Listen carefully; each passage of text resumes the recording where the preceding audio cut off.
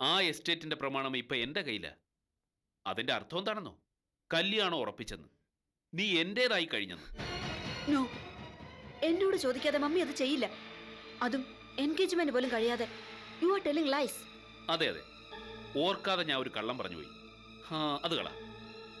V will discuss the other subject again. Sophia ആന്റിയും Selina ചേച്ചി. എന്തിനാ മീതു ഇപ്പൊ തറവാടുമായിട്ട് യാതൊരു ബന്ധമില്ലാത്ത ആ സ്ത്രീ ഇവിടെ താമസിക്കുന്നത്? നമ്മുടെ സന്തോഷത്തിനും സ്വകാര്യതയ്ക്കൊക്കെ അതൊരു തടസ്സമല്ലേ മീതു? നമ്മുടെ സ്വകാര്യതയോ? അതെന്താ അത്? ഫോർ എക്സാമ്പിൾ ഇത് തന്നെ. ഇപ്പൊ നമ്മൾ രണ്ടുപേരും ഇവിടെ തനിച്ചല്ലേ? റൊമാൻറ്റിക്കായി വല്ലതും സംസാരിച്ചു തുടങ്ങുമ്പോൾ ആ തള്ള കയറി വരുന്നെന്ന് വിചാരിക്കേ, സ്വകാര്യത നഷ്ടപ്പെടില്ലേ? അതിനിപ്പോ എന്ത് വേണോന്നാ പറഞ്ഞു വരുന്നേ? അവർ രണ്ടുപേരും ഈ വീട്ടിൽ ഒരു അധികം പറ്റ. നീ ഒന്ന് സമ്മതം മൂടിയാൽ മതി, പുകച്ചു പുറത്തെ അടിക്കുന്ന കാര്യം ഞാൻ ഏറ്റു. വേറെ ചിലരെ പുകച്ച് പുറത്തടിക്കാൻ എനിക്ക് തോന്നുന്നേ. What you mean? You know what I mean better than me.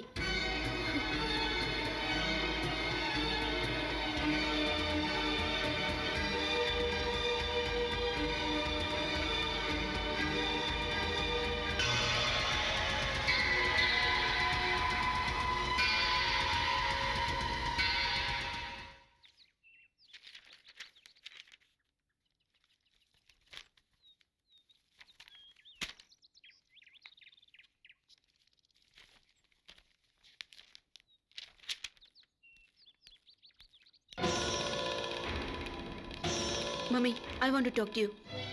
ആ, എന്തിനാ മോളെ ഇങ്ങനെ ഫോർമൽ ആവുന്നത്? അത് മമ്മിയുടെ അടുത്ത് നീ ഇരിക്കെ.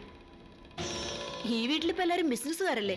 മനസ്സ് കച്ചവടം ചെയ്യുന്നു, ബന്ധങ്ങൾ കച്ചവടം ചെയ്യുന്നു, സ്നേഹം വില കൊടുത്ത് വാങ്ങുന്നു. Everything is formal. പിന്നെ ഞാൻ മാത്രം എന്തിനാ മമ്മിയോട് ഫോർമൽ അല്ലാതാകുന്നേ?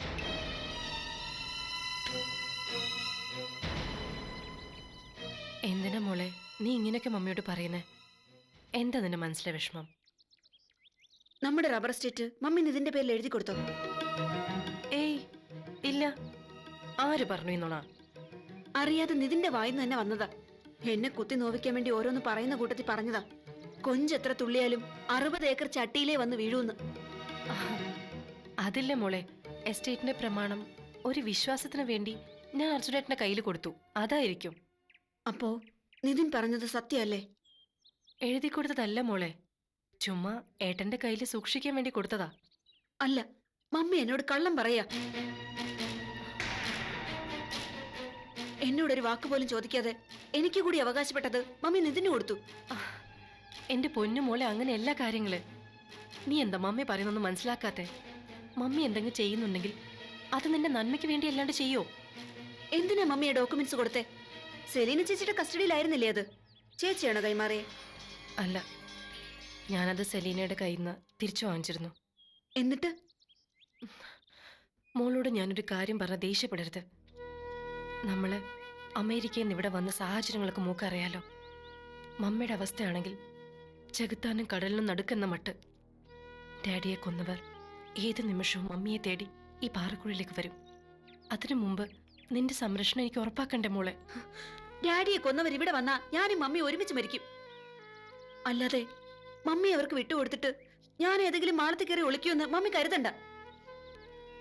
അരുത് മോളെ, അങ്ങനൊരു തീരുമാനം നീ എടുക്കരുത്. നീ ജീവിതം അനുഭവിക്കാൻ തുടങ്ങിയതേ ഉള്ളൂ. ഒരുപാട് സന്തോഷങ്ങളും നന്മകളും നിന്നെ തേടി വരും. അവർക്ക് വേണ്ടത് മമ്മിയുടെ ജീവനാ. പിന്നെ നിനക്കും നിതിനും സുഖമായിട്ട് ജീവിക്കാം. കൊള്ളാം, സുഖമായിട്ട് ജീവിക്കാൻ പറ്റിയ കൂട്ട്. ഡാഡിയെ കൊന്നതാണെന്നും അവര് മമ്മിയെ തേടി വരുമെന്നും അറിഞ്ഞ ആ നിമിഷം നിതിൻ തന്നെ അവരെ കൂട്ടിക്കൊണ്ടുവരും. എന്നിട്ട് പറയും, രണ്ടിനെയും തട്ടിക്കോ, എനിക്ക് കിട്ടേണ്ടത് കിട്ടിയെന്ന്. മമ്മി ഇത് പറ, എസ്റ്റേറ്റിന്റെ പ്രമാണം എന്തിന് നിതിന്റെ കൈ കൊടുത്തു? അതും എൻഗേജ്മെന്റ് പോലും കഴിയുന്നതിന് മുമ്പ്. പറ. നീ ദേഷ്യപ്പെടരുതെന്ന് ഞാൻ ആദ്യമേ പറഞ്ഞത് ഇക്കാര്യത്തിലാ മോളെ.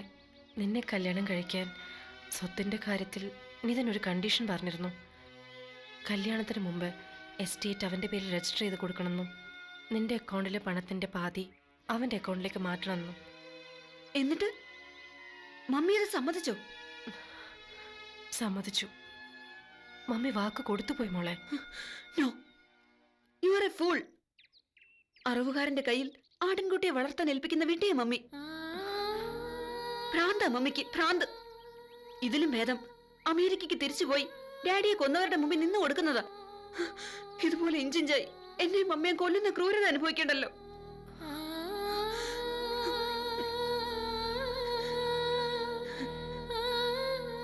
ഞാൻ സമ്മതിക്കില്ല ഈ കല്യാണത്തിന്. ചത്താലും സമ്മതിക്കില്ല.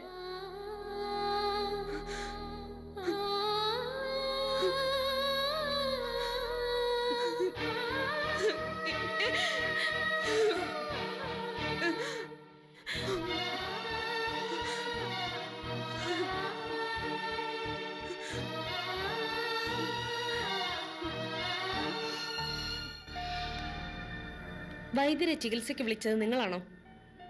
അല്ല, പരിചയത്തുള്ള ഒരാളുണ്ടെന്ന് പറഞ്ഞ് മാത്യൂസ് അച്ചായനെ വിളിച്ചേ. വൈദ്യരുടെ ഫീസ് നിങ്ങളാണോ കൊടുക്കാറ്? അല്ല, അമ്മച്ചിയാ. എത്രയാ അത്? ഒരു തവണ 1200 രൂപ കൊടുത്തായിട്ട് അമ്മച്ചി പറഞ്ഞു. അത് മരുന്നിന്റെ വില ഉൾപ്പെടെയാ. മരിച്ച ദിവസം എത്ര മണിക്കാ വൈദ്യർ എവിടെ നിന്ന് ഇറങ്ങിയത്? അത് കൃത്യമായിട്ട് ഓർമ്മയില്ല. ഊണിന് മുമ്പ് പോയി. അന്ന് എത്ര കാശ് കൊടുത്തു? അറിയില്ല, അമ്മച്ചി ഒന്നും പറഞ്ഞില്ല. ഓർമ്മയില്ല, അറിയില്ല, പറഞ്ഞില്ല എന്നൊക്കെ പറഞ്ഞ സംഗതി കുഴയും. കൊലപാതകോ? ഒരു കേസ് നേരത്തെ തന്നെ ഉണ്ട്. അത് പിന്നെ ഡെഡ് ബോഡി ഇതുവരെ കിട്ടിയിട്ടില്ല. ഇതങ്ങനല്ല. തെളിവുകൾ ഓരോന്നായി ബോബനെതിരായി വരുന്നു. വൈദ്യരെ, ഉച്ചയ്ക്ക് മുമ്പ് നിങ്ങളുടെ വീട്ടിൽ നിന്ന് പോയതിന് തെളിവോ സാക്ഷികളോ ഉണ്ടോ? അതിപ്പോ വീട്ടിലുള്ള എല്ലാവരും അതിന് സാക്ഷികളല്ലേ സാർ? വീട്ടിലുള്ളവരല്ല, വേറെ ആരെങ്കിലും? അതിപ്പോ ഞാൻ എങ്ങനെ പറയുന്നേ? എന്റെ അറിവിലില്ല. ഇനി അന്വേഷിച്ചു വേണമെങ്കിൽ കണ്ടുപിടിക്കാം.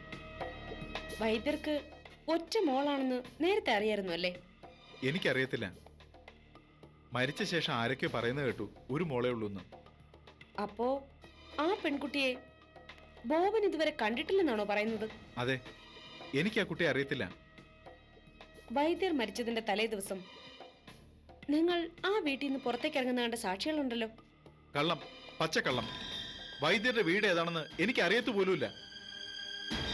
നിങ്ങൾക്ക് എന്നെ ഏതെങ്കിലും കള്ളക്കേസിൽ കുടുക്കിയേ മതിയാവുമെങ്കിൽ എന്റെ കുഞ്ഞിനെ കൊന്ന കേസ് തന്നെ ആവട്ടെ. അതിലാവുമ്പോ ജീവപര്യന്തമോ തൂക്കുമരമോ ഉറപ്പാണല്ലോ. അതല്ലേ നിങ്ങൾക്ക് വേണ്ടത്? എനിക്ക് വേണ്ടത് യഥാർത്ഥ കുറ്റവാളിയാ. പോലീസ് കേസന്വേഷണം മുന്നോട്ട് കൊണ്ടുപോകുന്നത് ചില അനുമാനങ്ങളിലൂടെയാ. അതിലൊരു തെളിവ് ഇവിടെയുണ്ട്. വൈദ്യർ മരിച്ചാൽ സ്വത്തോ സമ്പത്തോ ഇല്ലാത്ത വൈദ്യരുടെ സുന്ദരിയായ മകൾ ആശ്രയമില്ലാതെ തെരുവിലെത്തുന്ന അവസ്ഥയാവും എന്നറിയാവുന്ന നിങ്ങൾ വൈദ്യരെ കൊന്നു. ആ പെൺകുട്ടിയെ ചൂഷണത്തിന് വിധേയയാക്കാൻ എന്ന് പറഞ്ഞാൽ നിനക്ക് ഭ്രാന്ത, പകയുടെ ഭ്രാന്ത്. Cool down. ഞാൻ പറഞ്ഞത് തെറ്റാണെങ്കിൽ അതങ്ങ് വിട്ടേക്കാം. എന്തായാലും പോലീസിന്റെ കണ്ണ് നിങ്ങളുടെ പുറകെയുണ്ട്. തൽക്കാലം പോവാം.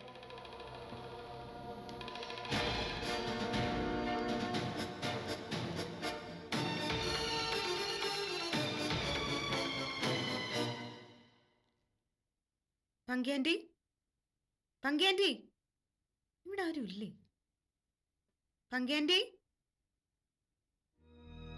ചിന്നു, ഞാൻ കിടക്കായിരുന്നു. എന്താ എന്റെ അസുഖം വല്ലതും ഉണ്ടോ? അതല്ല ചിന്നു, ചെയ്യാനൊന്നുമില്ല.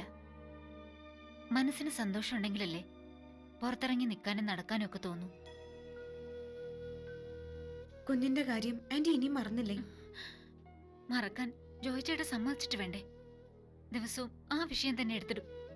ജോയിച്ചേട്ടൻ ഒരു ശത്രുവിനെ പോലെയാ ഇപ്പൊ എന്നോട് പെരുമാറുന്നത്. വയറ്റിലിടിച്ച് ഞാൻ കുഞ്ഞിനെ കൊന്നാണെന്നോ പറച്ചില്. ജോയിങ്ങള് വിഷമം കൊണ്ട് വല്ലതും പറഞ്ഞെന്ന് വെച്ച് ആന്റി അതിങ്ങനെ മനസ്സിലിട്ട് നടന്നാൽ എങ്ങനെയാ?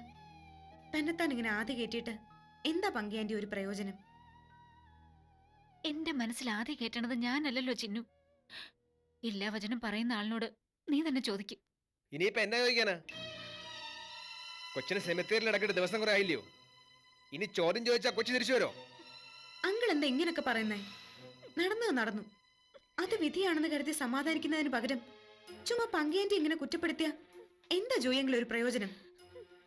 സന്തോഷ സമാധാനം ഇല്ലാതാക്കാനോ? ഇവളുടെ കരുത്തി മിന്നി കെട്ടിയ പിന്നെ ഒരു കാലത്തും എനിക്ക് സന്തോഷം സമാധാനം ഉണ്ടായിട്ടില്ല. ഇനി ഉണ്ടാവാനും പോണില്ല. 22 കൊല്ലം ഒരു മോളെ പോറ്റി വളർത്തിയതാ ഞാൻ. തറയിലും തലയിലും വെക്കാണ്ടെന്ന് പറഞ്ഞ കൂട്ട് പൊന്നുപോലെ ഞാൻ വളർത്തിയത്.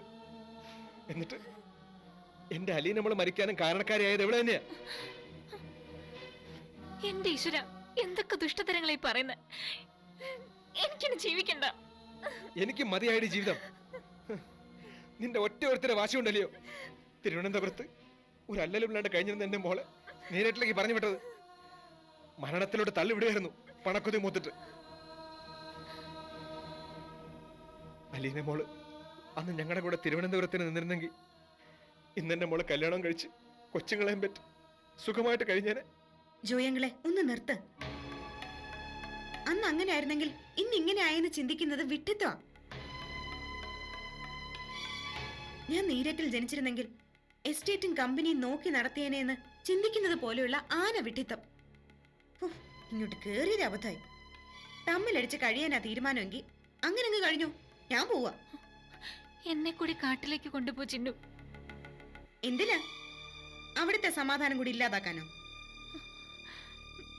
ഇനി രണ്ടാളും കൂടി ഉണ്ടും തിന്ന് മുണ്ടും കീറി അങ്ങ് കഴിഞ്ഞാ മതി.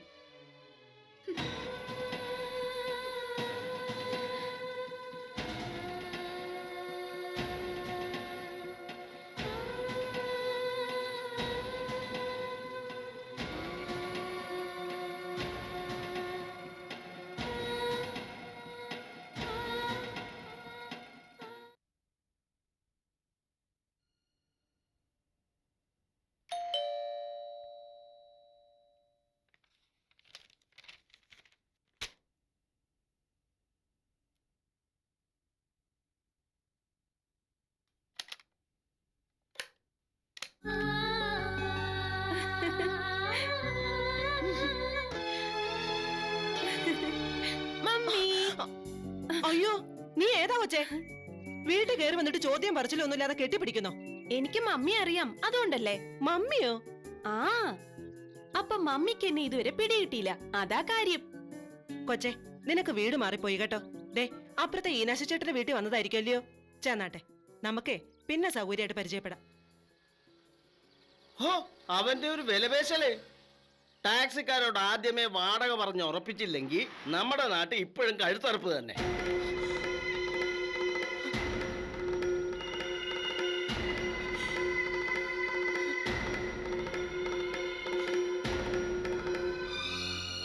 എന്റെ ഈശോയെ, 3 വലിയ പെട്ടിയും കൂടെ ഉണ്ട്. മമ്മിക്ക് എന്നെ മനസ്സിലായില്ല പപ്പ. അതെങ്ങനാ മോളെ മനസ്സിലാവുന്നേ? നീ ജനിച്ചേ പിന്നെ മമ്മി നിന്നെ കണ്ടിട്ടില്ലല്ലോ. പക്ഷേ എനിക്ക് മമ്മി മനസ്സിലായല്ലോ കണ്ട ഉടനെ. അത് നീ ഫോട്ടോകൾ കണ്ടതുകൊണ്ടല്ലേ. കേട്ടോ നാൻസി, നിന്റെ ഒത്തിരി ഫോട്ടോകളുള്ള ആൽബം ഞാൻ ഇന്നും മറിച്ചു നോക്കുമായിരുന്നു. കുട്ടിക്കാലം തൊട്ടേ ആ ഫോട്ടോകൾ കണ്ട എൻ്റെ മോള് വളർന്നേ. ബുദ്ധി വെച്ചപ്പോൾ തൊട്ട് എവള് പറയാൻ തുടങ്ങിയതാ, ഫോട്ടോ മമ്മിയെ കാണണം, ഫോട്ടോ മമ്മിയെ കാണണം. എവളുടെ അമ്മ മാർഗരേറ്റ് മരിച്ച പിന്നെ നിർബന്ധം കൂടി.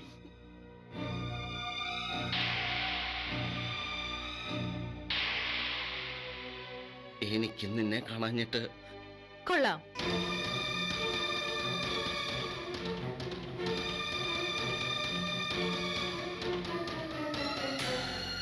കഴിഞ്ഞോ കഥ പറച്ചില്? ഹായ് ടീന ചേച്ചി, അങ്ങോട്ട് മാറി നിക്ക്. അമ്മച്ചിയുടെ നാക്കിനെന്താ കുഴപ്പം വല്ലതും പറ്റിയോ? ഇറങ്ങി പോടോന്ന് പറയാൻ നാക്ക് വിളങ്ങുന്നില്ലേ? മോളെ, മിണ്ടിപ്പോവരുത്.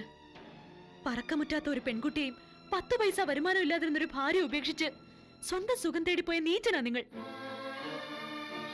20 വർഷം മിന്നു കിട്ടിയ ഈ സ്ത്രീ ജീവിച്ചോ മരിച്ചോ എന്ന് ഒരു തവണയെങ്കിലും നിങ്ങളൊന്ന് അന്വേഷിച്ചോ?